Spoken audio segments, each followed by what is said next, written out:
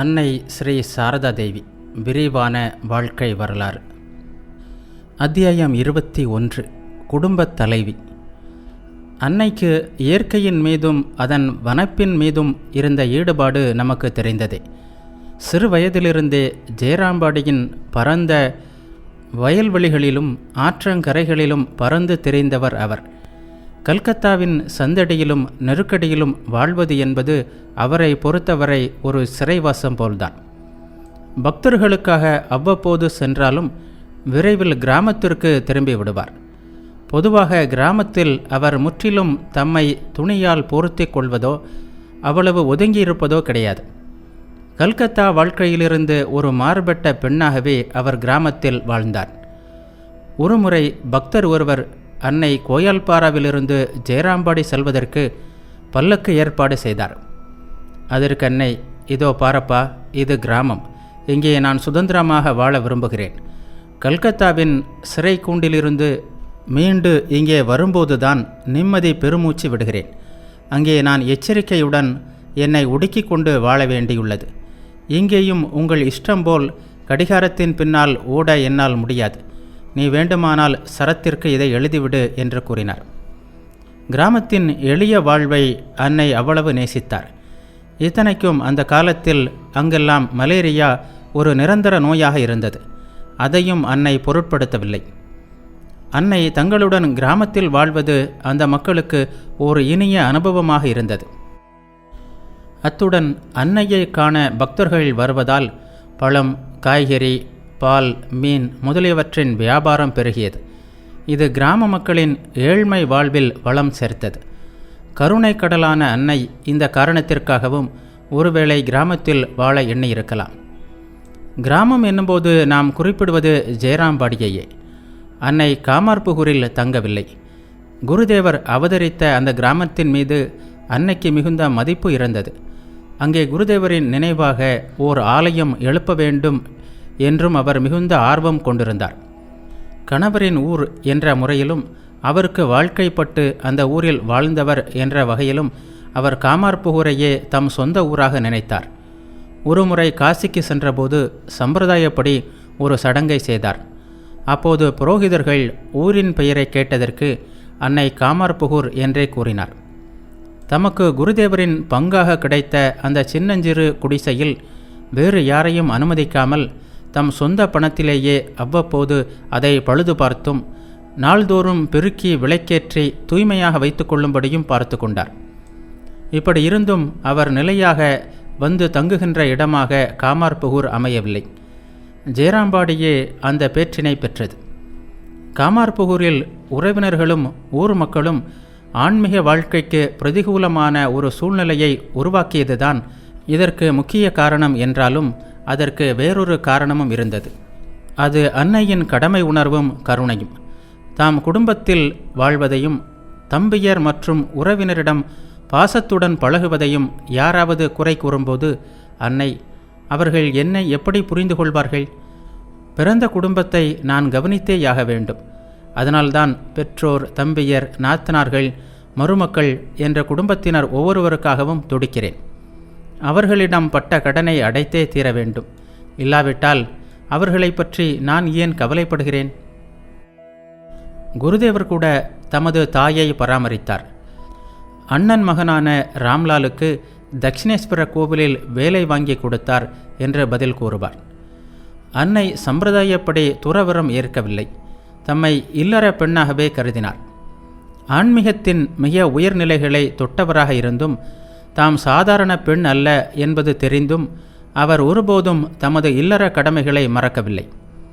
பிறந்த வீட்டினருடன் தம்மை பிணைத்து கொண்டு அவர்களின் இன்ப துன்பங்களில் பங்கெடுத்து கொண்டு ஒரு சாதாரண பெண்ணாகவே வாழ முற்பட்டார். அன்னையின் பிறந்த வீடு என்பதை சாதாரண குடும்பமாக கருதிவிட முடியாது. உலகியல் மனிதர்களுள் எத்தனை ரகம் உண்டோ அத்தனை ரகத்தின் மாதிரிகளும் அங்கே உண்டு. அன்னையின் தாய்வழி குடும்பம் தாயான ஷியாமா சுந்தரி தேவியையும், தம்பிகள் பிரசன்னகுமார், உமேஷ் சந்திரர், காளிகுமார், வரத பிரசாதர், அபயச்சரணர் என்ற ஐவரையும், தங்கையான காதம்பினியையும் கொண்டிருந்தது. இதில் காதம்பினி, உமேஷ் சந்திரர், அபயச்சரணர் ஆகியோர் இளமையிலேயே இறந்துவிட்டனர். அன்னை குடும்பத்தில் மூத்தவர். சகோதரர்களை அவர் அருமையாக வளர்த்ததை முன்பே கண்டோம். இதனால் இயல்பாகவே அவர்களுக்கு அன்னையிடம் பாசம் இருந்தது. ஆனால் அவர்கள் ஆன்மீகம் மட்டும் துளியும் இல்லாத சாதாரண உலகியல் மனிதர்களாகவே வாழ்ந்தார்கள். சில வேளைகளில் பணத்தாசையும் பொறாமையும் பிடித்து மனிதத்தன்மையே இல்லாத அளவுக்கு நடந்து கொண்டார்கள். ஆனால் அவர்கள் எவ்வளவு முயன்றாலும் வசதி படைத்தவர்களாக முடியவில்லை. ஏழ்மையிலேயே உழன்றனர். அன்னை இந்த சகோதரர்களின் நலனில் அக்கறை கொண்டார். இதனை உணர்ந்து கொண்ட அவர்கள் வளர்ந்து பல குழந்தைகளுக்கு தந்தையாகிவிட்ட பிறகும் எல்லாவற்றிற்கும் அன்னையே எதிர்பார்த்து நின்றனர். சாதாரண உலகியல் மனிதர்களைப் போல் பாசம் என்பது அவர்களுக்கு பணத்தை சார்ந்தே இருந்தது. பின்னாளில் அன்னையின் பிள்ளைகளான பக்தர்களும் சீடர்களும் பல்வேறு பொருட்களையும் பணத்தையும் அனுப்பி வைத்தபோது அவற்றை பறித்து கொள்வதிலேயே கண்ணும் கருத்துமாக இருந்தனர். அதற்காக தங்களுக்குள் அடிதடி சண்டையும் போட்டு அன்னைக்கு பெரும் தொந்தரவும் வேதனையும் கொடுத்தனர். அன்னை அளவற்ற பொறுமையோடு அவர்கள் கொடுத்த வேதனைகளையெல்லாம் ஒரு சிறு முணுமுணுப்பு கூட இல்லாமல் ஏற்றுக்கொண்டார். அவர்களின் நல்வாழ்விற்காக முடிந்த வரையில் பணமும் பொருளும் தந்தார். ஜெயராம்பாடியில் தங்கியிருந்த காலங்களில் சகோதரர்களின் குடும்ப செலவை ஏற்றுக்கொண்டார். அவர்களுடைய வீட்டு வேலைகளை செய்தார். ஷியாமசுந்தரி வயது முதிர்ந்தவர். ஆதலால் அன்னை அவரை வேலை செய்ய விடுவதில்லை. அவருடைய தம்பிகளின் மனைவியர் சிறு வயதினராக இருந்தனர். முறையாக வீட்டு வேலைகளை செய்ய அவர்களால் முடியவில்லை. எனவே நெல்லை அவித்து குத்தி அரிசியாக்குவது முதல் தம்பிகளின் குழந்தைகளை குளிப்பாட்டி சோறூட்டுவது வரை எல்லா வேலைகளையும் அன்னையே செய்தார். தம்பியரின் மனைவியரும் ஒருவருக்கொருவர் சளைக்கவில்லை. அவர்கள் எல்லோருக்கும் பொதுவாக ஒன்று இருந்தது, அது பொறாமை. அன்னையின் பக்தர்களும் சீடர்களும் கொண்டு வருபவை அனைத்தும் தங்களுக்கே வரவேண்டும் என்று போட்டா போட்டி. அதனால் சண்டை சச்சரவு. எல்லோரையும் திருப்திப்படுத்த அன்னை கடைபிடித்த பொறுமை விவரணைக்கு அப்பாற்பட்டது. பூமியை போன்ற பொறுமை நமக்கு வேண்டும். பிறரது குறைகளை பொறுத்து கொள்ள வேண்டும். ஆண்களும் இதற்கு விதிவிலக்கல்ல என்று அடிக்கடி அவர் கூறுவார். பொறுமை எல்லை மீறும்போது ஒரு குப்பை குவியலுக்கு இடையில் தாமரை போல் நான் வாழ்கிறேன் என்று கூறுவார். இப்படி கூறியது மட்டுமல்ல, இந்த உலகில் இவர்களுடன் எதற்காக மாரடிக்க வேண்டும் என்று உண்மையிலேயே அன்னைக்கு சில வேளைகளில் மனதிற்குள் ஒரு போராட்டம் ஏற்படும். காமர்புகூர் நாட்களிலேயே குருதேவர், நான் சொல்கின்ற எல்லாவற்றையும் கேட்டால் அவள் இந்த பூமியில் தங்க மாட்டாள், தன் இறக்கைகளை விரித்து கொண்டு பறந்து விடுவாள் என்று கூறியிருந்ததை நாம் இப்போது நினைவு கூற வேண்டும். இன்றோ அவர் கூறியவற்றை கேட்டது மட்டுமல்ல, அவற்றை பின்பற்றி சாதனைகள் செய்து ஆன்மீக உயர்நிலைகளை கண்டதுடன் அவரது சாதனைகளின் பலனையும் ஏற்றுக்கொண்டு அருள் சக்தியாக திகழ்கின்ற இந்த நிலையில் அன்னையால் எப்படி இந்த உலகில் வாழ முடியும்? இந்த உலகம் உண்மை. இதற்கும் நமக்கும் இடையே கொடுக்கல் வாங்கல் உறவு உள்ளது. உலகிலிருந்து நாம் சிலவற்றை பெற வேண்டியுள்ளது. நாமும் சிலவற்றை கொடுக்க வேண்டியுள்ளது. இது நமது அனுபவம். இப்படி இந்த உலகை சார்ந்திருக்கின்ற நாமே சில வேளைகளில் சலிப்பு தட்டி போய், இது என்னடா உலகம், இதிலிருந்து போய்விடலாம் என்று அங்கலாய்த்து கொள்கிறோம். அப்படியானால் இந்த உலகமே ஒரு கனவு. நாம் நனவு நிலை என்கிறோமே, அதுவும் கனவுதான். மகளே, இந்த உலகில் என்ன உள்ளது? உருப்படியாக இங்கே ஏதாவது ஒன்றை காட்டு பார்க்கலாம் என்று தமது அனுபவத்தை அடிக்கடி கூறுகின்ற ஆன்மஞானியான அன்னையால் இந்த உலகில் எப்படி வாழ முடியும்? என் மனமோ இரவும் பகலும் உயர் ஆன்மீக நிலைகளில் திளைத்திருக்க விரும்புகிறது. ஆனால் இவர்களின் மீது கருணையால் மனத்தை கட்டி கீழே வைத்திருக்கிறேன். பிரதியாக கிடைப்பது என்ன? ஏச்சும் அவமரியாதைகளும் தான். இதெல்லாம் என்ன? நான் என்ன செய்து கொண்டிருக்கிறேன்? என்னை சுற்றி எதற்காக இப்படியோர் உலகை படைத்து கொண்டிருக்கிறேன் என்ற எண்ணம் அவ்வப்போது அன்னையின் மனதில் தீவிரமாக எழுந்தது. குருதேவரின் மகா சமாதிக்கு பின்னரும் இத்தகைய மனநிலையை அன்னையிடம் கண்டோம். தோன்றா துணையாக அவருடன் எப்போதும் இருந்து வருகின்ற குருதேவர் அப்போது அவருக்கு ஒரு காட்சியை காட்டினார். அதில் 12 வயது மதிக்கத்தக்க சிவப்பு ஆடை உடுத்திய சிறுமி ஒருத்தி அன்னையின் முன் அங்குமிங்குமாக உலாவினாள். அப்போது குருதேவர் தோன்றி, நீ உலகில் வாழ்வதற்கு இவளை ஆதாரமாக பற்றிக்கொள். பல பிள்ளைகள் உன்னிடம் வருவார்கள் என்று கூறினார். தம் வாழ்வில் இத்தகைய பெண்ணுறுத்தி தம்மை இந்த உலக வாழ்வில் கட்டி வைக்கப் போகிறாள் என்பதை இந்த காட்சி அன்னைக்கு உணர்த்தியது. ஆனால் தொடர்ந்த 10 வருடங்கள் அவர் தவ வாழ்வில் ஈடுபட்டிருந்ததால் அதன் தேவை அவருக்கு இருக்கவில்லை. இப்போது அத்தகைய ஒரு தேவை ஏற்பட்டது. உடனே அந்த காட்சியும் அவர் முன் தோன்றியது. மனித மனம் செயல்பட வேண்டுமானால் அதற்கு தூலமான ஆதாரம் ஒன்று தேவை. ஆண்டவனும் உலக நன்மையின் பொருட்டு கீழே இறங்கி வரும்போது அத்தகைய ஆதாரம் ஒன்றை வைத்துக் கொள்கிறான். இதுவே யோக மாயை.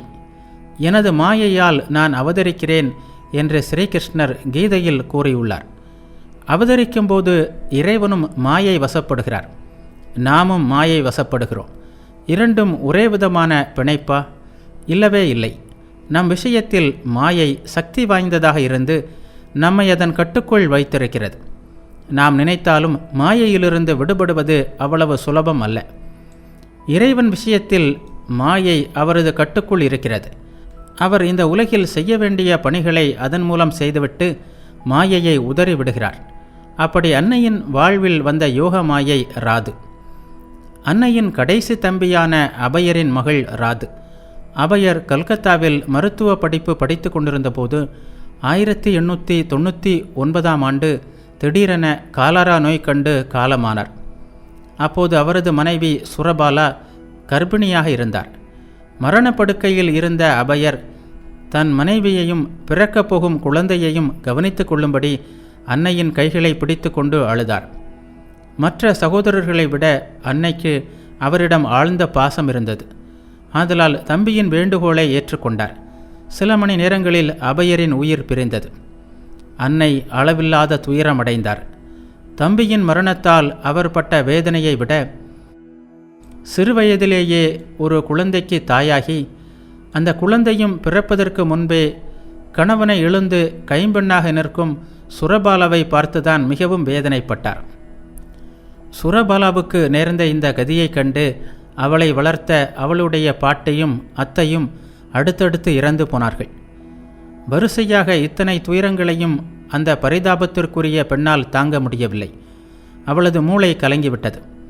இந்த நிலையில் 1900 பிப்ரவரியில் அவள் ஒரு பெண் குழந்தையை பெற்றெடுத்தாள்.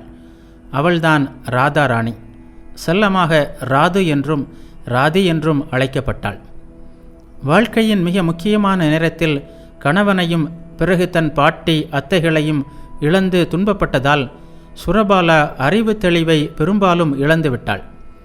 போதாக்குறைக்கு ஒரு நாள் இரவில் தனியாக சமையலறைக்கு போனபோது அங்கே நின்ற திருடன் ஒருவனைக் கண்டு மிகுந்த அதிர்ச்சிக்கு உள்ளானாள். ஏற்கனவே கலங்கி போயிருந்த அவளுடைய மூளையை இந்த அதிர்ச்சி மேலும் கலக்கியது.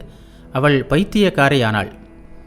பைத்தியக்காரிக்கு மகளாக பிறந்த குழந்தையை யார் வளர்ப்பது என்பது ஒரு பிரச்சனையாகியது. மரண வேளையில் தம்பிக்கு கொடுத்த வாக்கையும் இப்போது அவன் மனைவி ஆதரிப்பில்லாமல் பைத்தியமாக அலைவதையும் அவளுக்கு பிறந்த குழந்தையின் கவனிப்பாரற்ற நிலையையும் அன்னை கண்டார். தமக்கு ஏற்பட்டிருக்கும் புதிய பொறுப்பை உணர்ந்தார். ஆனால் சுரபாலவையும் அவரது குழந்தையையும் கவனித்துக் கொள்வதற்கு குசும் குமாரி என்ற பெண் முன் வந்தாள். அவளிடம் பொறுப்பை ஒப்படைத்துவிட்டு கல்கத்தா சென்றார் அன்னை.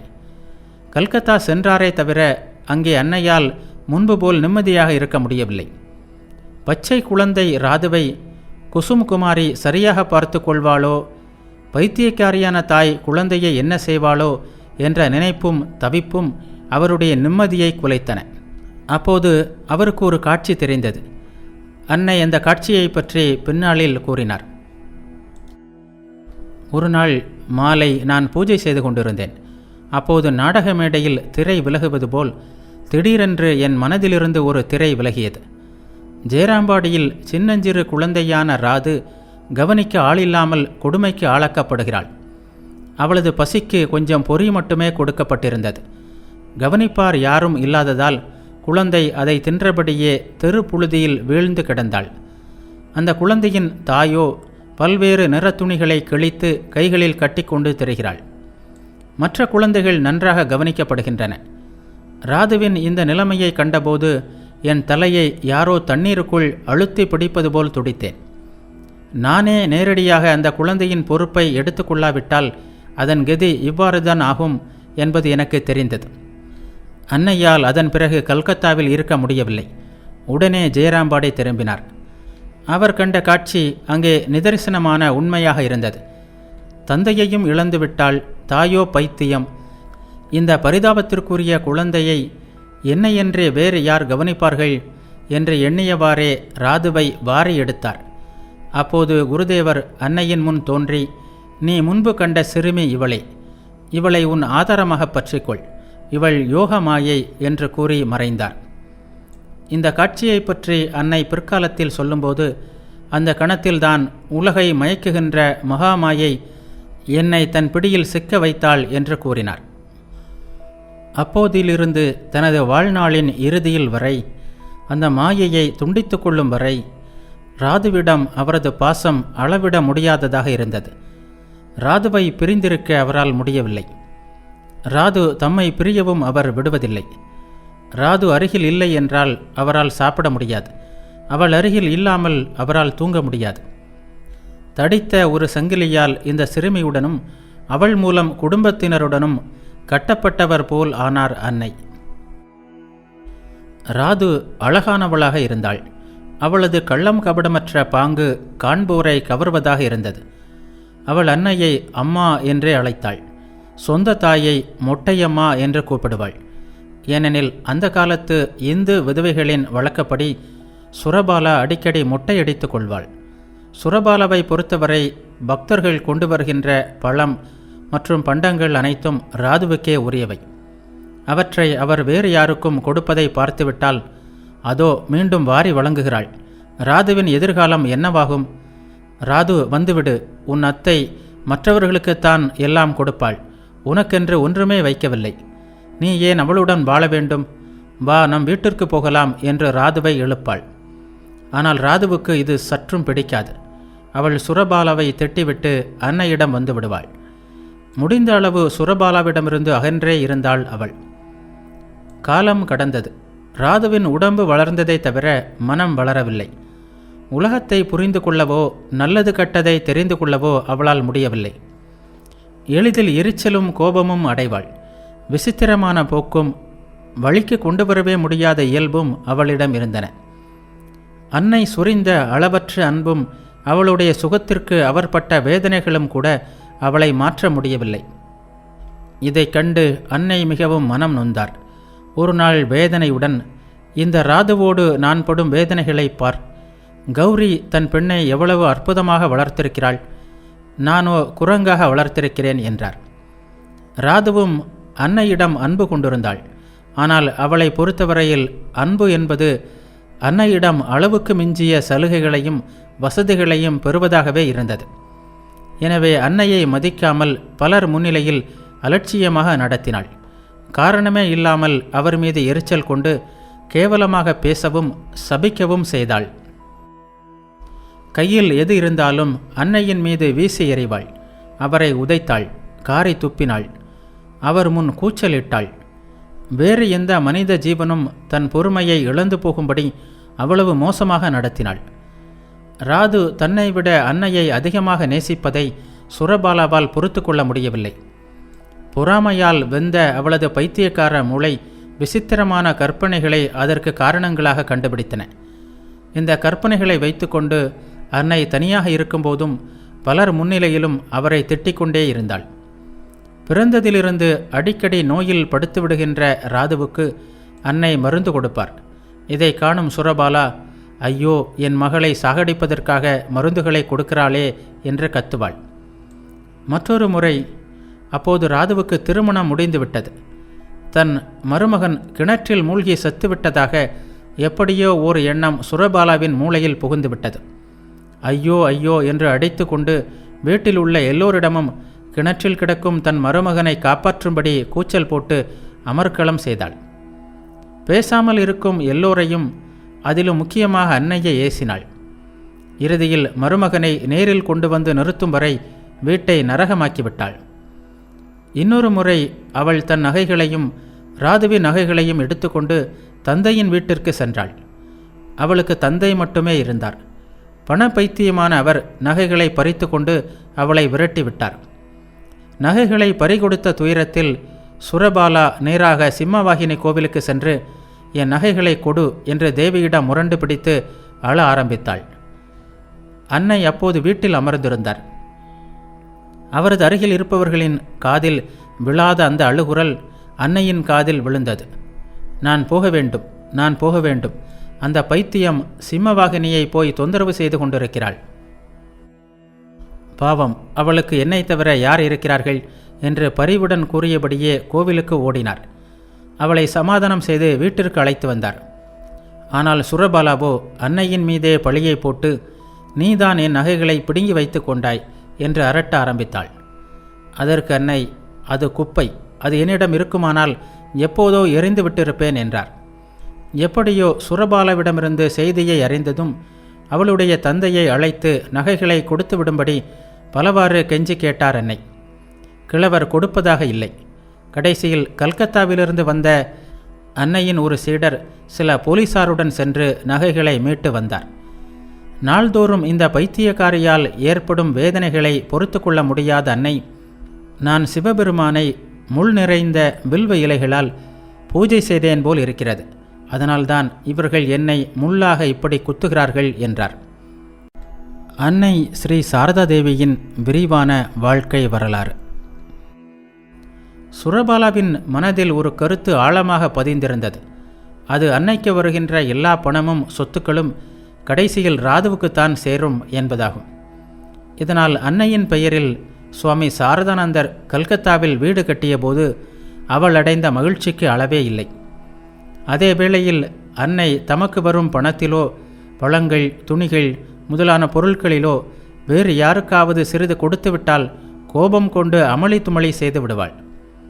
ஒருமுறை காசியில் அன்னதானம் செய்வதைக் கண்ட சுரபாலா அன்னையிடம் சண்டையிட்டாள். அதற்கு அன்னை பொறுமையோடு, என் இயல்பு குழந்தையை போன்றது, கணக்கு போடுவது என்னால் முடிகின்ற காரியமா? யாராவது கேட்டால் நான் கொடுத்து விடுகிறேன் என்றார். பணத்தை குறியாக கொண்ட சகோதரர்கள் ராது, சுரபாலா போன்ற பல்வேறு ரக பைத்தியங்கள், இவர்களுடன் தமது சித்தப்பாவான நீலமாதவரையும் அவரது இறுதி நாட்களில் அன்னையே கவனித்து கொண்டார். நீலமாதவர் திருமணம் செய்து கொள்ளவில்லை. ஒரு செல்வந்தரின் வீட்டில் சமையல் வேலை செய்து வந்த அவருக்கு வயதாகிய போது அவரை கவனித்து கொள்ள உறவினர் யாரும் முன் வரவில்லை. எனவே அன்னை அவரை தம்மிடம் அழைத்து கொண்டார். அவருக்கு வேண்டிய அனைத்தையும் தாமே செய்தார். எங்காவது போகும்போது சில வேளைகளில் அவரை கூட்டிக் கொண்டு செல்வார். பக்தர்கள் தமக்காக கொண்டு வருகின்ற பழம், இனிப்பு முதலியவற்றுள் மிக நல்லவற்றை அவருக்கு கொடுப்பார். யாராவது அதனை தடுத்தால், அவர் வாழப்போவது இன்னும் சில காலம்தான், நன்றாக அனுபவித்து ஆசைகளை நிறைவேற்றி கொள்ளட்டும், நான் இன்னும் நீண்ட நாள் வாழத்தான் போகிறேன், இவை போல் எவ்வளவோ எனக்கு வரும் என்று கூறுவார். அவர் ஒரு ஆஸ்துமா நோயாளி. எவ்வளவோ சிகிச்சை செய்தும் அது குறையவில்லை. அவரது இறுதி வேளை நெருங்கிக் கொண்டிருந்த போது அன்னை மதிய உணவு கூட உண்ண செல்லாமல் அருகில் அமர்ந்திருந்தார். பக்தர்கள் வந்து உடனடியாக அசம்பாவிதம் எதுவும் நிகழ வாய்ப்பில்லை என்று கூறி கட்டாயப்படுத்தி அவரை சாப்பாட்டிற்கு அழைத்து சென்றனர். அன்னையும் சென்று அவசர அவசரமாக உண்டுவிட்டு வந்தார். ஆனால் அதற்குள் எல்லாம் முடிந்துவிட்டது. நீலமாதவரை சுற்றி நின்றவர்களின் முகத்திலிருந்து அதனை ஊகித்து கொண்ட அன்னை, அப்படியானால் அவர் போய்விட்டாரா என்று வேதனை வெடிக்க கேட்டார். சாப்பாடு சாப்பாடு என்று என்னை அனுப்பி இறுதி நேரத்தில் அவர் அருகில் இருக்க முடியாமல் செய்துவிட்டீர்களே என்று ஆத்திரத்துடன் கூறிவிட்டு விம்மி விம்மி அழுதார். பின்னர் பூஜை அறைக்கு சென்று பிரசாத மலர்களை எடுத்து வந்து அவரது மார்பில் வைத்து அவரது ஆன்ம சாந்திக்காக பிரார்த்தித்தார்.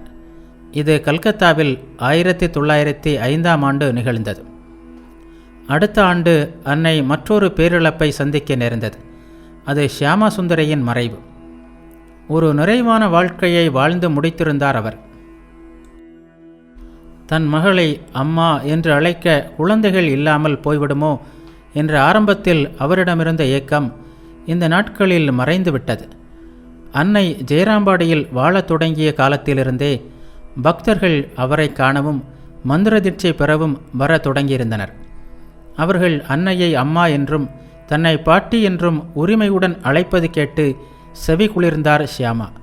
என் பேரன், என் பேத்தி என்று ஒவ்வொருவரையும் சீராட்டுவார். அவர்களுக்கு வேண்டியவற்றை செய்வதில் அவருக்கு அலாதி ஆனந்தம். ஒரு நேரமும் ஓய்ந்திருக்க மாட்டார்.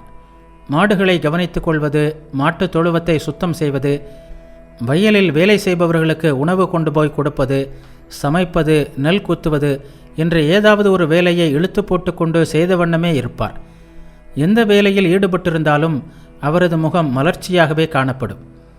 அவர் துயரத்துடன் இருப்பதையோ கோபப்படுவதையோ யாரும் கண்டதில்லை. யாராவது அவரை பாட்டி என்று அழைத்து விட்டால் போதும், அவரது மகிழ்ச்சி அளவற்றதாகிவிடும். இறுதி நாளன்று கூட காலையில் நெல் குத்தினார். கடை வீதியில் சென்று காய்கறி வாங்கி வந்தார். திடீரென முற்றத்தில் நிலை தடுமாறி வீழ்ந்தார். அன்னையின் சீடர் ஒருவரிடம், எனக்கு தலை சுற்றுகிறது, இறுதி வேளை நெருங்கிவிட்டது போலும் என்றார். அன்னையும் மற்றவர்களும் விரைந்தோடி சென்றனர். பூசணிக்காய் கூட்டு சாப்பிட வேண்டும் என்ற தனது ஆவலை மகளிடம் தெரிவித்தார் ஷியாமா. அதற்கு அன்னை உடல்நிலை சரியானதும் செய்து தருகிறேன் என்று கூறினார். பின்னர் தண்ணீர் வேண்டும் என்று கேட்டார். அன்னை கங்கை நீரை அளித்தார். தெய்வ மகளின் கையிலிருந்து தெய்வ கங்கை நீரை பருகியவாறே அந்த புண்ணிய ஆத்மாவின் உயிர் பிரிந்தது. சாதாரண ஒரு பெண்ணைப் போல் ஏங்கி ஏங்கி அழுதார் அன்னை. 1906 ஷியாமா சுந்தரி காலமான பின் அன்னையே குடும்பத்தின் தலைவியாகி ஒவ்வொரு காரியத்தையும் செய்தாக வேண்டிய பொறுப்பும் கட்டாயமும் ஏற்பட்டது. இத்துடன் தம்பிகளுக்கும் குழந்தைகள் பிறந்ததால் ஒவ்வொருவருடைய குடும்பமும் பெரிதாகிவிட்டது. இயல்பாகவே தன்னலமிக்க அவர்களின் ஆசையும் பற்றும் குழந்தைகள் பிறந்த பின் இன்னும் அதிகரித்தது. ஒவ்வொருவரும் தங்கள் குடும்ப நலத்தையும் வளர்ச்சியையும் பற்றியுமே கருத்து செலுத்தினர். இதனால் சண்டையும் பூசலும் ஓயாமல் இழலாயிற்று. பொதுவான குடும்ப நலன் பெரிதும் பாதிக்கப்பட்டது. ஆரம்ப நாட்களில் சாதாரணமாக இருந்த இந்த சண்டை நாளாக நாளாக அன்றாட நிகழ்ச்சியாகியது. ஒவ்வொரு சிறிய காரியத்திற்கும் அன்னையின் தம்பிகள் அடிதடியில் இறங்கினார்கள். அன்னை எவ்வளவோ சமாதானம் செய்து பார்த்தார். ஒன்று முடியாத நிலை ஏற்படவே குடும்ப சொத்துக்களை பிரித்து அவர்களை தனித்தனி குடும்பமாக்க முடிவு செய்தார். அதற்காக சுவாமி சாரதானந்தருக்கு கடிதம் எழுதி கல்கத்தாவிலிருந்து வரவழைத்தார். சாரதானந்தர் 1909 மார்ச் 23ஆம் நாள் ஜெயராம்பாடி வந்தார். இத்தகைய குடும்பத்தில் அவ்வளவு எளிதாக பாகப்பிரிவினை செய்துவிட முடியுமா என்ன? சாரதானந்தரை போன்று உலகப்போக்கும் மனித இயல்பும் தெரிந்தவர்களால் மட்டுமே இத்தகைய காரியத்தை சிக்கல் இல்லாமல் செய்து வைக்க முடியும். அது தெரிந்தே அன்னை அவரை வரவழைத்தார்.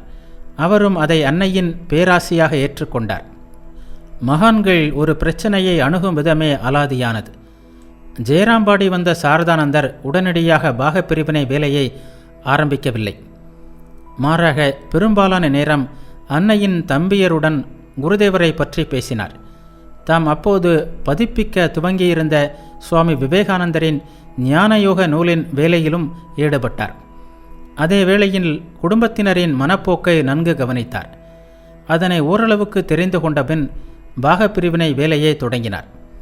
நிலங்களை பிரிக்கும் வேலை துவங்கியதுதான் தாமதம். கடுமையான சண்டை மூண்டது.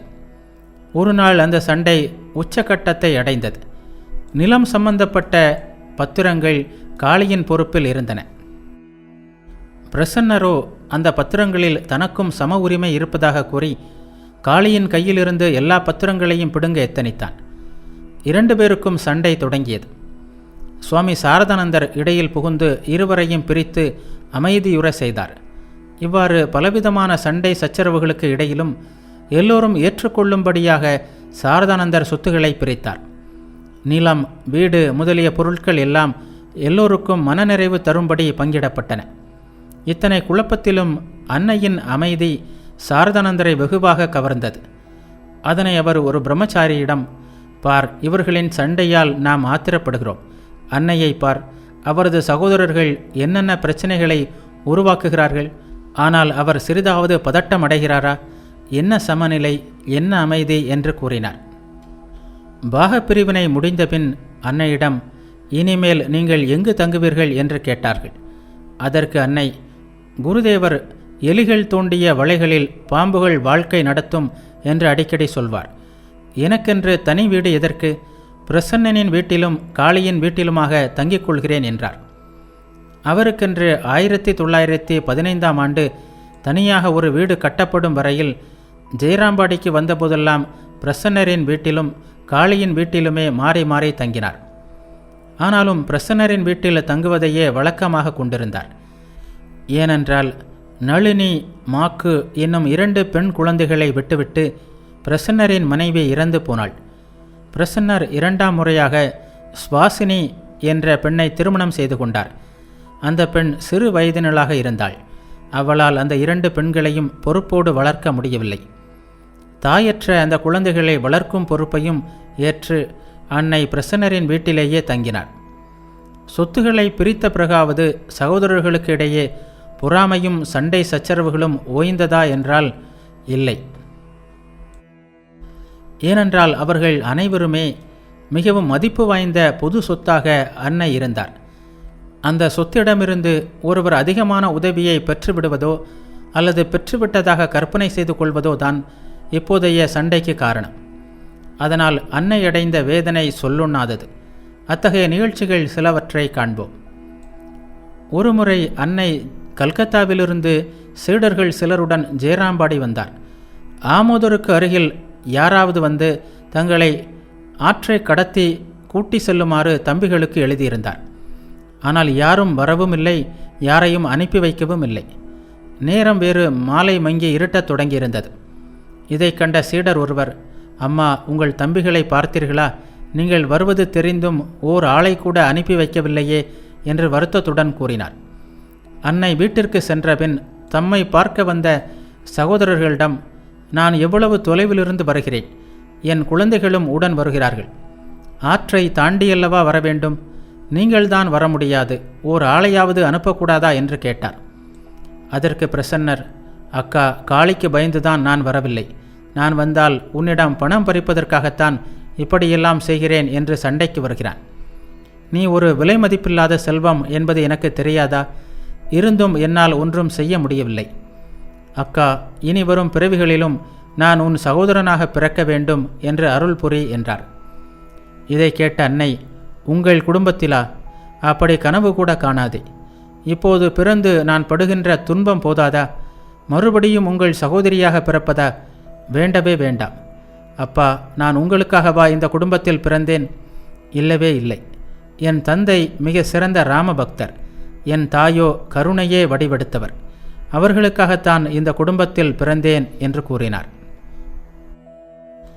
எப்போது பார்த்தாலும் பணம் பணம் என்று அடித்துக் கொள்கின்ற அந்த சகோதரர்களை எண்ணி அன்னை ஒருமுறை, இவர்களெல்லாம் என்ன ஜென்மங்கள், எப்போது பார்த்தாலும் பணம் பணம் என்று சாகிறார்களே தவிர பக்தி வேண்டும், ஞானம் வேண்டும் என்கின்ற நினைப்பு மறந்தாவது இவர்களுக்கு தோன்றுகிறதா என்று பெரிதும் அலுத்து கொண்டார். அப்போது அங்கிருந்த சீடர் ஒருவர் அன்னையிடம், அம்மா, குருதேவரிடம் கேட்டு அவர்களுக்கு வேண்டிய பணத்தை அளித்து விடுங்களேன் என்றார். அதற்கு அன்னை, மகனே, அவர்களின் ஆசை தீரக்கூடியதா? கொடுக்க கொடுக்க கேட்டுக்கொண்டே இருப்பார்கள். அவர்களின் ஆசைக்கு முடிவே இல்லை.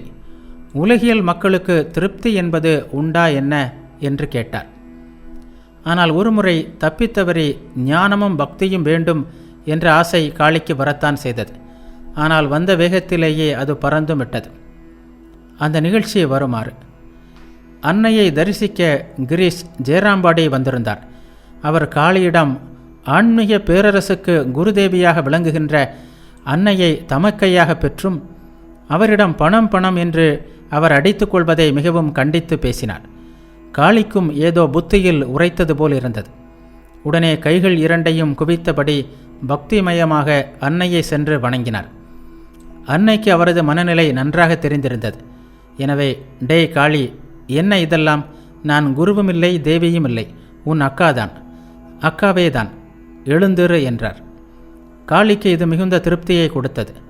அதன் பிறகு அவர் ஆன்மீகம் அது இது என்றெல்லாம் எண்ணி பார்க்கவே இல்லை. ஒரு நாள் காலை 10 மணி இருக்கும். அன்னை வராந்தாவில் உட்கார்ந்திருந்தார். காளி போட்ட ஒரு வேலியை குறித்து வரதருக்கும் அவருக்கும் சண்டை மூண்டது. இருவரும் அடித்து கொள்ள ஆரம்பித்தார்கள். அன்னை எழுந்து போய் அவர்களை தடுத்தார். அவர்கள் நிறுத்திய பாடு இல்லை. அன்னை கோபத்துடன் இருவரையும் திட்டி பார்த்தார். அவர்கள் அதையும் கண்டுகொள்ளாமல் சண்டையில் தீவிரமாக இருந்தார்கள். அன்னையின் சீடர் ஒருவரும் பிறரும் வந்து இருவரையும் விலக்கினார்கள்.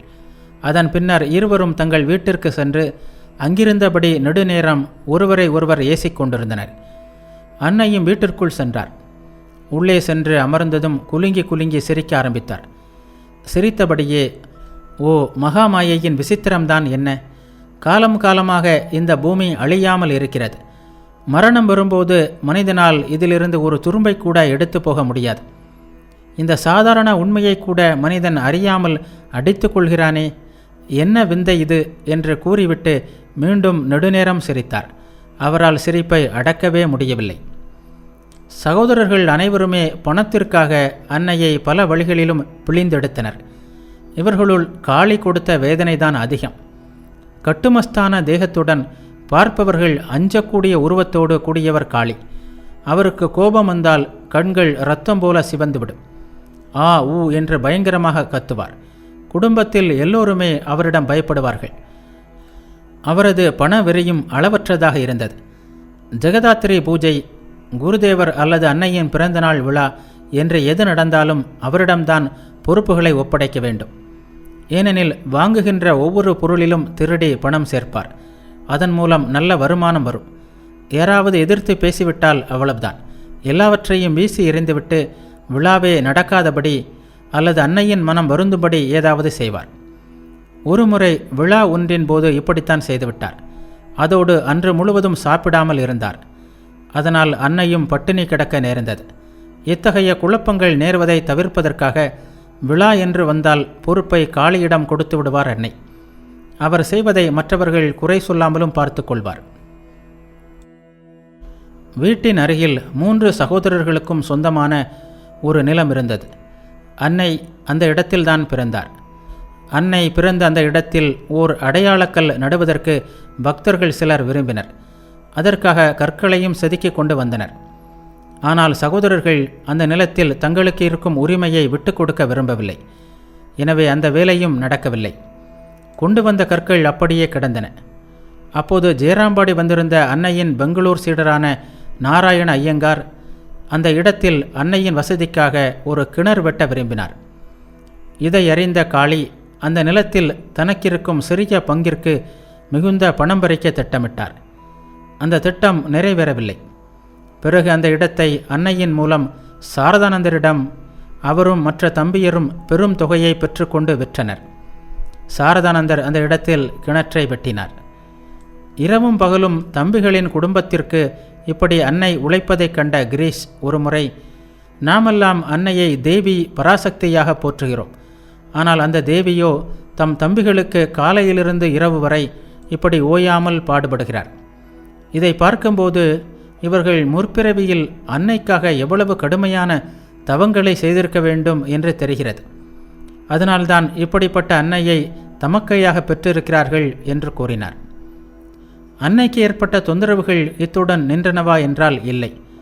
பிரசன்னரின் 2 பெண்களான நளினியும் மாக்குவும் தங்கள் பங்குக்கு தங்களால் முடிந்த அளவு அன்னைக்கு தொந்தரவு கொடுத்தார்கள். இவர்கள் இளமையிலேயே தாயை இழந்தவர்கள். அதனால் அவர்களின் பொறுப்பையும் அன்னை ஏற்றுக்கொண்டிருந்தார். நளினி எதற்கெடுத்தாலும் ஆச்சாரம் ஆச்சாரம் என்று கூறி தன்னையும் வருத்தி அன்னையையும் துன்பப்படுத்தினாள். அத்துடன் தனக்கு விருப்பமே இல்லாத ஒருவனை மணந்து கொள்ளும் கட்டாய நிலைக்கு ஆளானாள். மாக்கு தன்னை வைத்து காப்பாற்ற முடியாத ஓர் ஏழைக்கு மனைவியானாள். எனவே திருமணமான பிறகும் அவர்கள் இருவரும் அன்னையின் தயவை எதிர்பார்த்தே வாழும் நிலை ஏற்பட்டது. மற்ற 3 தம்பிகளின் பிள்ளைகளும் அன்னை காட்டும் பேரன்பால் தங்கள் தாய்களையும் மறந்து அவருடனேயே இருந்தார்கள். இவர்கள் ஜெயராம்பாடியில் இருந்ததோடு அன்னை கல்கத்தா போகும்போதும் உடன் சென்றார்கள். தம்பிகளின் பணத்தாசையும் சுயநலமும், தம்பி மகள்கள் ஒருத்தி மற்றொருத்தியிடம் கொண்ட பொறாமையும், எப்போதும் சுத்தமாக இருக்க வேண்டும் என்ற நளினியின் ஆச்சார பித்தும், ராதுவின் நச்சரிப்பும், சுரபாலாவின் பைத்தியமும் ஒன்று சேர்ந்து அன்னைக்கு சொல்ல முடியாத வேதனைகளை உருவாக்கின. சகிக்க முடியாத இந்த சூழ்நிலையில் அன்னை மனக்கலக்கமோ கசப்போ அடையாமல் மிகுந்த பொறுமையோடும் கருணையோடும் அனைத்து துன்பங்களையும் தாங்கினார். இத்தகைய சூழ்நிலையில் அமைதியானதொரு வாழ்க்கை நடத்த முடியுமா என்பதே கேள்விக்குறியாக இருக்க, அத்தகைய வாழ்க்கையை நடத்தியது மட்டுமல்ல, தம்மை நாடி வந்த ஆயிரக்கணக்கான பக்தர்களுக்கும் அமைதியையும் ஆன்மீக பேரானந்தத்தையும் வாரி வழங்கினார் அன்னை. குடும்ப தலைவியாக வாழ்ந்தும் அவர் இல்லறத்தாருக்கும் துறவிகளுக்கும் குருதேவியாக இருந்து அவர்களை வழிநடத்தியதை இப்போது காண்போம். அன்னை ஸ்ரீ சாரதா தேவி விரைவான வாழ்க்கை வரலாறு. அத்தியாயம் 22. குருதேவி. இறைவனையே குருவாக கொள்கிறது இந்து மதம். ஆன்மீக வாழ்க்கைக்கான ஒளியும் வழியும் ஆற்றலும் அவரிடமிருந்து மட்டுமே வர முடியும். பொதுவாக இந்த ஆற்றல் மானிடர் ஒருவர் மூலம் வெளிப்படுகிறது. அதாவது ஒருவர் தவ வாழ்க்கையின் மூலமும் ஆன்மீக சாதனைகளின் மூலமும் தன்னை தகுதி உடையவர் ஆக்கிக் கொள்ளும்போது குரு ஆற்றல் அவரிடம் வெளிப்படுகிறது. அவரது ஆன்மீக உயர்வுக்கு ஏற்ப அந்த ஆற்றலின் வெளிப்பாடு கூடியும் குறைந்தும் காணப்படும். இப்படி யாரிடம் இறைவனின் குரு ஆற்றல் வெளிப்படுகிறதோ அவரை குரு என்று அழைக்கிறோம். அத்தகையோரை இறைவனின் ஆணை பெற்றவர்கள் என்பார் குருதேவர். மனித குலத்திற்கு உபதேசிக்கின்ற உரிமை இவர்களுக்கே உண்டு. இவர்கள் சொல்வதை மட்டுமே மக்கள் ஏற்றுக்கொள்வர். இவர்கள் ஒருபோதும் மேடை ஏறி பிரசங்கம் செய்வதோ கூட்டங்கள் கூட்டியோ தங்களை குரு என்று அறிமுகப்படுத்திக் கொள்ள வேண்டியதில்லை. காட்டில் எங்கோ ஒரு மூலையில் மலர்கின்ற மனோரஞ்சிதத்தின் நறுமணம் மென்மையாக பரவி வண்டு இனங்களை கவர்ந்து இழுப்பது போல் உண்மை குருவின் ஆற்றலும் செயல்படுகிறது. ஆன்மதாகம் கொண்டோர் இயல்பாகவே அவரிடம் கவரப்படுகின்றனர். நாம் கடவுளை நோக்கி செல்லும்போது கடவுளும் நம்மை நோக்கி வருகிறார். இதன் பொருள் என்னவென்றால், நாம் நம்முள் நமது இயல்பான தெய்வீகத்தன்மையை உணருந்தோறும் கடவுள் தம்மை வெளிப்படுத்தி அருள்கிறார். நாம் நமது தெய்வீகத்தன்மையை உணர குரு வழிகாட்டுகிறார். இதுவே தீட்சை எனப்படுகிறது. குருவின் ஆற்றலுக்கும் சீடனின் தகுதிக்கும் ஏற்ப தீட்சை முறை மாறுபடுகிறது. பார்வை மூலம் தரப்படும் சக்ஷு தீட்சை, தொடுதல் மூலம் தரப்படும் ஸ்பரிச தீட்சை, கனவு மூலம் தரப்படும் ஸ்வப்ன தீட்சை என்றெல்லாம் தீட்சை கொடுப்பது பற்றி தந்திர சாஸ்திரங்கள் கூறுகின்றன. ஆனால் சாதகனின் மன அமைப்பிற்கு ஏற்ப ஒரு இஷ்ட தெய்வத்தை அறிவித்து ஜெபம் செய்வதற்கு ஒரு மந்திரத்தை அளிப்பதுதான் பொதுவாக பின்பற்றப்படுகிறது. இதுவே மந்திர தீட்சை. மந்திரம் உடலையும் மனத்தையும் புனிதப்படுத்துகிறது. குரு அளித்த மந்திரத்தை ஜெபம் செய்வதால் ஒருவர் புனிதமாகிறார் என்பார் அன்னை. மனம் புனிதம் பெறும்போது அங்கே தெய்வீகம் குடிகொள்கிறது. இறைவனின் குரு ஆற்றலே தம் மூலம் வெளிப்படுவதை அன்னை தெளிவாக உணர்ந்திருந்தார். தம்மிடம் தீட்சை பெற்ற ஒரு பெண்ணை குறிப்பிட்டு அன்னை, அவள் சில வாரங்களுக்கு முன் என்னிடம் தீட்சை பெற்றுக்கொண்டாள். ஏற்கனவே இன்னொருவரை குருவாக ஏற்றிருந்தாள். அவரிடம் தீட்சை பெற்றது தவறு என்பதை பின்னர் உணர்ந்த அவள் என்னை நாடினாள். நான் அவளிடம், எல்லா குருக்களும் ஒருவரே, ஒரே இறைவனின் ஆற்றல்தான் அவர்கள் எல்லோர் மூலமும் வேலை செய்கிறது என்று எவ்வளவோ எடுத்து சொன்னேன். அவளால் அதை புரிந்து கொள்ள முடியவில்லை என்று கூறினார். தட்சிணேஸ்வர நாட்களிலேயே அன்னையிடம் குருநிலை வெளிப்பட்டிருந்ததை கண்டோம். இப்போது முதல், அதாவது அன்னையின் இறுதி 20 வருடங்களில் அது பூரண நிலையில் பொலிந்தது. இந்த காலத்தில் அன்னையிடம் தீட்சை பெற்றவர்களின் எண்ணிக்கையை கணக்கிட முடியாது. மந்திர தீட்சை என்ற இந்த மாபெரும் பாதையின் மூலம் ஒருவரையேனும் தெய்வீகத்தை நோக்கி அழைத்து செல்லாத நாளை வீணாக கருதினார் அன்னை. புதிய பக்தர்கள் யாரும் வராத நாட்களில் அன்னை குருதேவரிடம், இன்றைய பொழுது வீணாக போய்விட்டது, ஒரு பக்தர் கூட வரவில்லை, தினமும் யாருக்காவது சிறிதாவது நன்மை செய்ய வேண்டும் என்று நீங்கள் என்னிடம் சொன்னீர்களே, ஆனால் இன்று யாரும் வரவில்லையே என்று புகார் செய்வார். பிறகு வீட்டிற்கு வெளியே வந்து யாராவது வருகிறார்களா என்று ஆர்வத்தோடு பார்த்தபடி நெடுநேரம் நிற்பார். மீண்டும் குருதேவரிடம் சென்று கண்கள் இரண்டிலும் நீர் மல்க, ஓ பகவானே, இப்படி ஏன் நடக்கிறது, இந்த நாள் வீணாக போக வேண்டியதுதானா என்று வேதனையுடன் கேட்பார். யாராவது பக்தர்கள் வந்துவிட்டால் அளவற்ற மகிழ்ச்சி அடைவார். மந்திர தீட்சை விஷயத்தில் அன்னை வேறு யாரையும் குறுக்கிட விடுவதில்லை. யார் பேச்சை கேட்பதும் இல்லை. அது அவரது அவதார பணி என்பதை விட இதய துடிப்பு போல் ஓர் உணர்வு துடிப்பாகவே அவரிடம் இருந்தது. ஒருமுறை ஜெயராம்பாடியில் இருந்தபோது அவருக்கு மலேரியா காய்ச்சல் கண்டிருந்தது. அந்த நேரத்தில் யாரையுமே அன்னையிடம் தீட்சைக்காக அனுப்பக்கூடாது என்று சுவாமி சாரதானந்தர் கூறியிருந்தார். அப்போது அன்னையை காண பெரிதும் ஆவலோடு ஒரு பக்தர் வந்தார். சீடர்கள் அவரை உள்ளே அனுப்ப மறுத்தனர். வந்தவரோ அன்னையை காண்பதில் பேரார்வம் காட்டினார். சீடர்கள் மறுக்க, அவர் உள்ளே போக எத்தனிக்க அங்கே சிறிது சலசலப்பு எழுந்தது. அதனை கேட்ட அன்னை எழுந்து வந்து, ஏன் அவரை உள்ளே அனுப்ப மறுக்கிறாய் என்று கேட்டார். சுவாமி சாரதானந்தரின் கட்டளைகளை அறிந்ததும் அன்னை கண்டிப்பான குரலில், இந்த பணிக்காக அல்லவா நான் பிறந்திருக்கிறேன், இவர்களை தடுக்க சரத்து யார் என்று கூறிவிட்டு அந்த பக்தரிடம், மகனே ஏதாவது சாப்பிடு, நாளைக்கு தீட்சை அளிக்கிறேன் என்றார். கதிரவனின் ஆற்றலால் இந்த உலகம் இயங்குகிறது. ஏன் கதிரவன் இல்லை என்றால் உலகில் இயக்கமே இல்லை எனலாம். ஆனால் கதிரவன் எந்த செயலிலாவது நேரடியாக ஈடுபடுகிறானா என்றால் இல்லை. அவனை பொறுத்தவரை எந்த பாகுபாடுமின்றி உலகின் மீது தன் செங்கதிர்களை பாய்ச்சிக்கொண்டே இருக்கிறான். ஆனால் மனிதன், மிருகம், பறவை, தாவரம் என்று ஜீவராசிகள் ஒவ்வொன்றிலும் என்னென்ன மாறுதல்களை ஏற்படுத்தி விடுகிறான். அன்னையின் அவதார பணியும் அவ்வாறே நடைபெற்றது. நான் குரு, இவர்களுக்கு வழிகாட்டப் போகிறேன் என்றெல்லாம் ஒருபோதும் அவர் செயல்படவில்லை. அவரை பொறுத்தவரையில் வாழ்ந்தார். தாம் ஸ்ரீராமகிருஷ்ணர் என்ற அவதார புருஷரின் அருள் சக்தி என்ற அளவில் அவர் தம்மிடம் நிறைத்து சென்ற ஆன்மீக ஆற்றலின் ஒரு சுரங்கமாக விளங்கினார். அவரிலிருந்து பரவி தவழ்ந்த அருளாற்றல் எங்கெங்கே என்னென்ன மாற்றங்களை ஏற்படுத்த வேண்டுமோ அவற்றை ஏற்படுத்தியது. எனவே மந்திர தீட்சை அளிப்பது தமது அவதார பணி, தம் வாழ்க்கையில் அங்கமாகிவிட்ட ஒரு செயல் என்பதை அன்னை உணர்ந்திருந்தாலும் தாமாக அவர் யாரையும் நாடவில்லை. என்னிடம் வர வேண்டுபவர்கள் உலக பந்தங்களை வெட்டி எறிந்துவிட்டு தாங்களாகவே வந்து சேர்வார்கள். நான் அவர்களுக்கு அழைப்பு விடுக்க வேண்டியதில்லை என்பார். அவர் ஒதுங்கியே வாழ்ந்தார். மிக சிலர் மட்டுமே அவரை அறிந்திருந்தனர். அவரை பொறுத்தவரை குருதேவரே உண்மை குரு. தமது வேலை பக்தர்களை குருதேவரிடம் சேர்ப்பிப்பது, அவ்வளவுதான். குருதேவர் அவர்களை அனுப்புகிறார். என் பங்கு இதில் எதுவும் இல்லை. அவர்தான் இவர்களை ஆசீர்வதிக்கிறார். நான் அவரது கருவி மட்டுமே என்பார் அவர். தீட்சை வழங்குவதில் அன்னை பழைய சம்பிரதாயங்களையும் பூஜைகளையும் சடங்குகளையும் மிகவும் குறைவாகவே கைக்கொண்டார். தீட்சை கொடுப்பதற்கான அடிப்படை விதிகளை அவர் கையாண்டார். ஆனால் தமக்கென்று சில வழிமுறைகளையும் ஏற்படுத்தி கொண்டார்.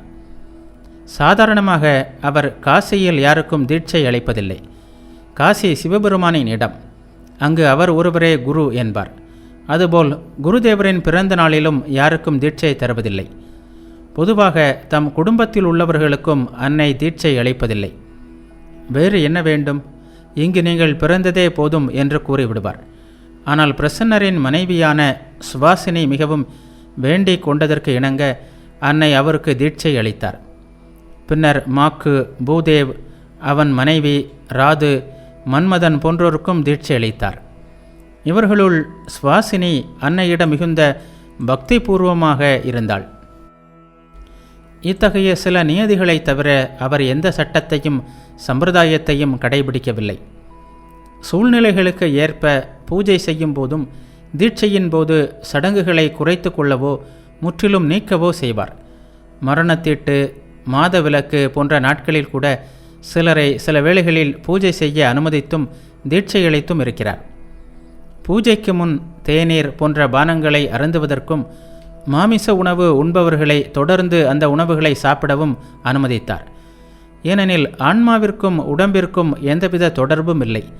தீட்டு என்பதெல்லாம் பொருளற்ற பேச்சுக்கள் என்பது அன்னையின் கருத்தாக இருந்தது. தீட்சை தருவதற்கு இதுதான் பொருத்தமான இடம் என்ற குறிப்பாக எந்த இடத்தையும் அவர் தேர்ந்தெடுப்பதும் இல்லை. தம் வீட்டு வராந்தாவில் வைத்துக்கூட தீட்சை தந்துள்ளார். இளம் பக்தர் ஒருவர் தேசிய விடுதலை இயக்கத்தில் ஈடுபட்டு போலீசாரின் கண்காணிப்பிற்கு ஆளாகியிருந்தார். அதன் காரணமாக அவரை ஜெயராம்பாடியில் தம் வீட்டில் தங்க வைக்க அன்னையால் முடியவில்லை. எனினும் அவரது ஆர்வத்தை கண்டபோது அவரை ஒரு புல்வெளியில் வைக்கோலின் மீது உட்கார வைத்தே தீட்சை தந்தார். மற்றொரு பக்தருக்கு புகைவண்டி நிலையத்தின் மதில் சுவர் அருகே உட்கார வைத்து குடையை கூரையாகவும் அங்கே தேங்கியிருந்த மழை நீரையே மந்திர நீராகவும் பயன்படுத்தி தீட்சை தந்தார். சில நேரங்களில் தகுதியான சாதகர்களுக்கு அவர்கள் கேட்காமலே தீட்சை தந்தார்.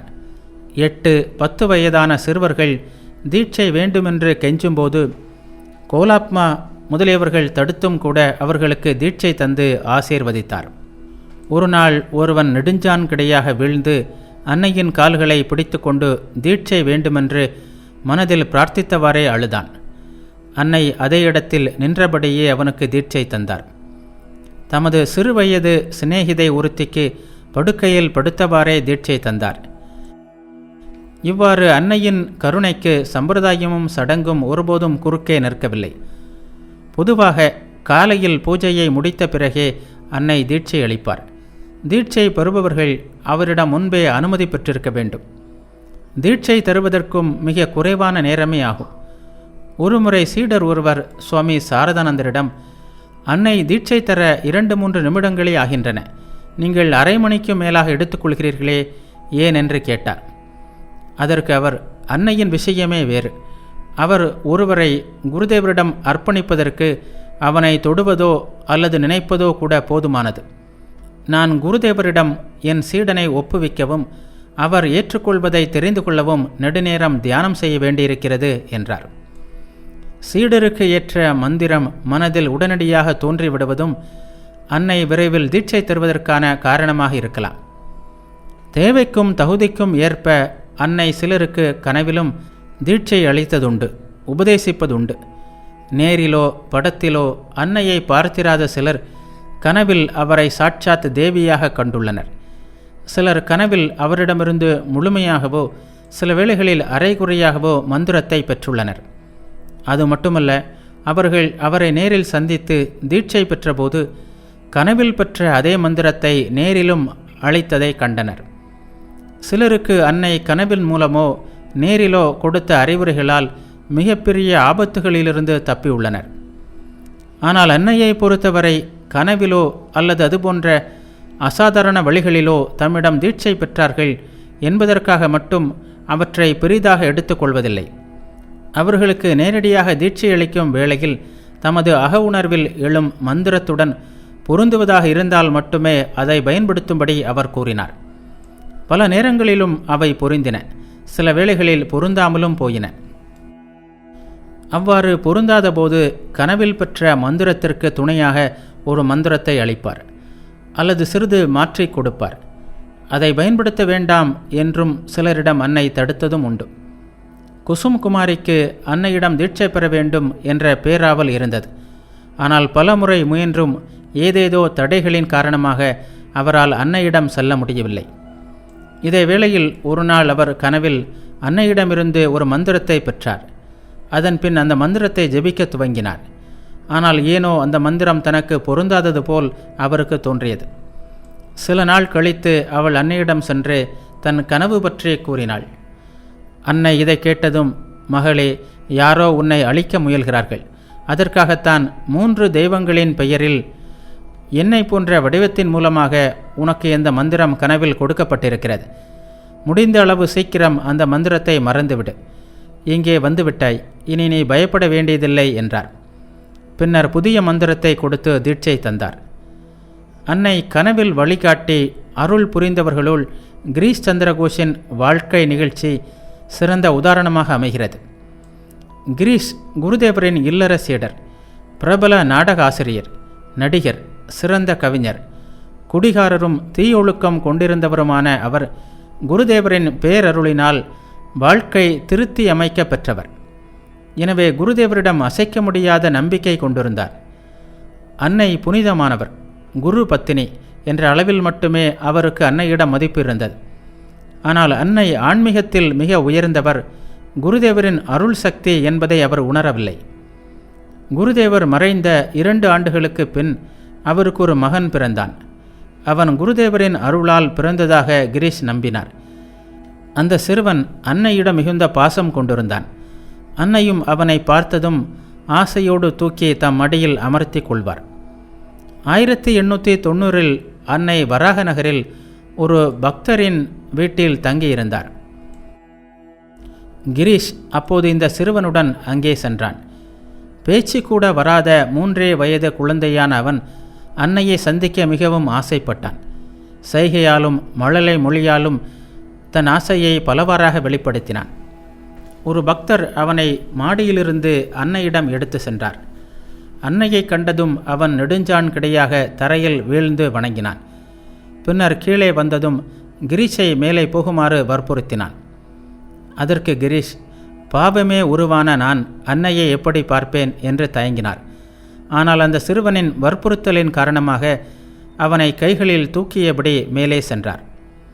உடம்பெல்லாம் நடுங்க அன்னையின் திருவடிகளில் வீழ்ந்து, அம்மா, இந்த பையனால் நான் இன்று தங்களின் திருவடிகளை காணும் பேறு பெற்றேன் என்று நான் தழுத்தழுக்க அன்னையிடம் கூறினார். அப்போது அவர் அன்னையின் முகத்தை பார்க்கவில்லை. அன்னை முகத்திரை இட்டிருந்தார்.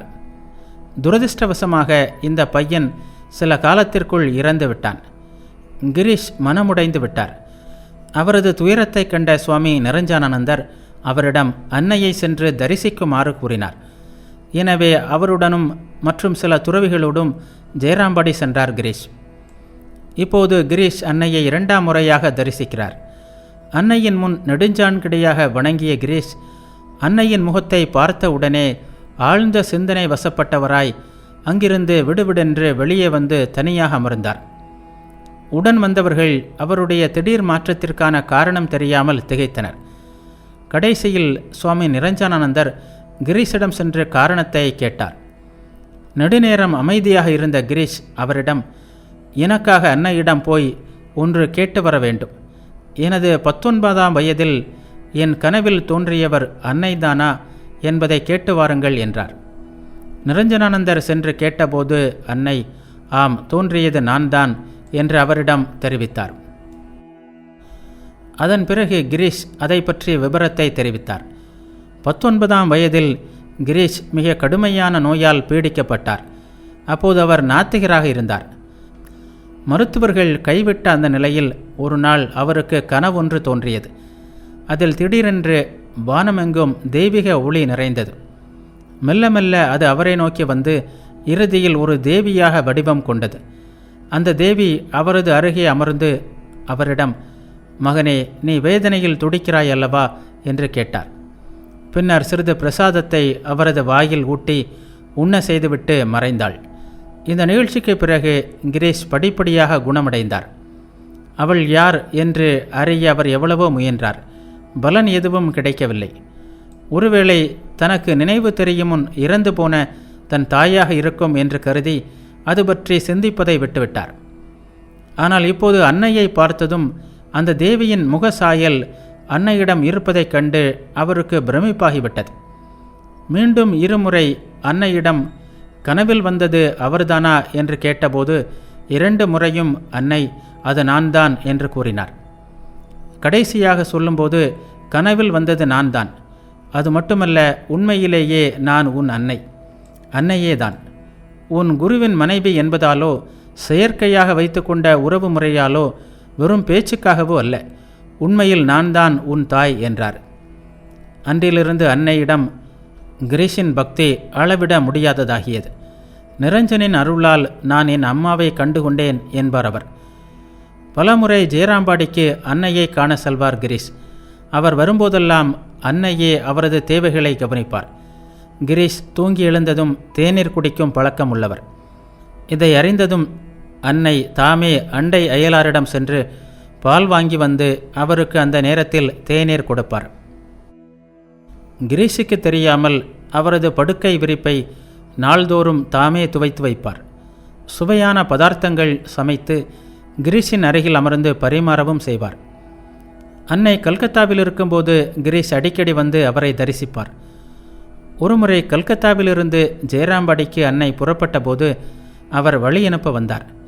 அப்போது அன்னையிடம், அம்மா, நான் உங்களிடம் வரும்போது ஒரு குழந்தையைப் போல் ஆகிவிடுகிறேன்.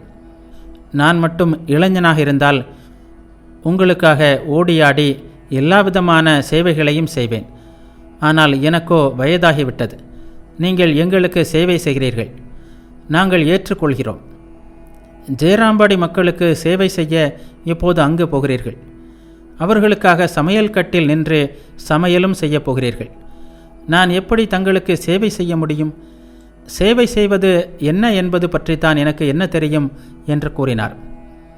பிறகு அன்னையை சுற்றியிருந்த கூட்டத்தை பார்த்து உணர்ச்சியால் குரல் தழுதழுக்க, கடவுள் மனித வடிவில் வருகிறார் என்பதை நம்மை போன்ற மனிதர்கள் நம்புவது கடினம்.